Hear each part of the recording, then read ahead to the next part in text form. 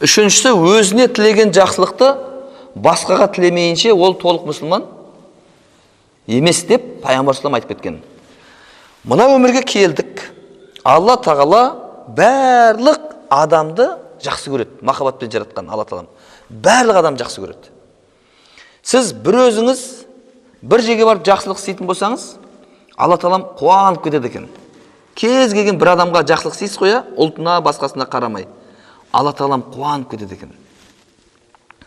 Ал егер біз бірігіп істейтін болсақ ше, мысалға үйде Құдай ас беретін болсам, мен сауап аламын оған, Алла разылығы үшін деп істеген болсам.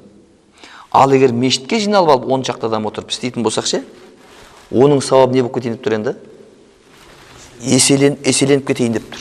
Өйткені мен үйге шақыратын болсам, өзіме қатысты адам шақырамын. Ал мешітке істейтін болсақ, бізге қатысты емес адамдар да келіп дәм татады. Бөтен адамдар да дәм татайын деп тұр. Оның үстіне бірігіп істегеннен кейін Алла тағалам қуанып кетеді. Не үшін десе, өзінің махаббатпен жаратқан адамдары бір-бірін не қылып жатыр? Өзіне тілеген жақсылықты басқаға да тілеп жатыр. Бірақ мысал айта салайын. Өте көп айтқам. Біздің Шымкент қаласында бір жігіт бар. Мен ол жігіттің кім екенін танымаймын.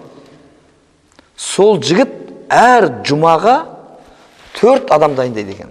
Мешітке мүлдем бармайтын 4 адам дайындайды екен. Класстастардан, құрдастардан, курстастардан, көршілерден, ағайындардан, нағашылардан, қайын-жұрттан деген сияқты, жаңағы жұмыс коллективтен деген сияқты әр жұмаға 4 адам шақырады екен. Бүйтеді екен 2-3 күн бұрын. Жұма күн сағат 11-ге кафеге шақырам қонаққа дейді екен. Сонымен 4-еу келеді. Не тамақ жейді? Шашлик? Шашлик. Палау ма? Палау. Лағман ба? Лағман. Манты ма? Мән. Енді адам біреудің тамағын жеп болғаннан кейін ұялады ғой енді. Тамағын жеп болған айтады екен. Сіздерге сол бір нәрсе айтайын деп ем, сол үшін шақырып ем дейді. Енді жеп алғаннан кейін айт енді қолдан келсе дейді ғой енді. Сол кезде айтады екен. Дәретті үйретермін. Бір рет бірге бір жұма намаз оқиықшы дейді екен. Болды ма? Басқа жоқ па? Болды. Сонымен 4-еуін жұма намазға алып кіреді екен. Дәретін алып үйретеді екен. Жұма намазға оқуға 2 нәрсе керек. Дәрет, екіншісі үйдің осы имамға, ниет еттім жұма оқуға, үйдің осы имамға Аллаху акбар деген сөз айтса болды. Басқа еш нәрсе керек жоқ. Жаңадан үйренетін адамға 2 нәрсе жетеді. Дәретті болса, барлық жұрттың бәрі таза киімде жүреді қазір. Мешіт таза, құбылат белгілі, әурат жабық, намаздың уақыты келді деген сияқты парыздың бәрі орындалып тұр ғой. Намаздың қанша парызы бар еді? Сыртында 6, ішінде 6. Сонда анау адам, жаңадан келіп тұрған адам Аллаху акбар деп айтса, ниет еттім намаз оқымаққа десе болды. Осы екеуін айтса, намаз есептеле береді. Сөйтіп оқып болғаннан кейін айтады екен, осылай әр жұма келіп тұрсаңыздар болды дейді екен да.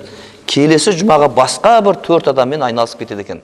Бұл кісі пайғамбар саллаллаху бүкіл имамдар жиналып, бәленбай мың хадистердің ішінен таңдап алған 4 хадистің қайсысын амал жасап жатыр?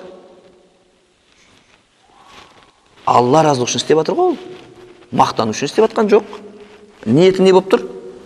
Иннамал амал бинният, Алла разылығы үшін. Ондай іс адам адал аш жегеннен кейін болады екен ғой.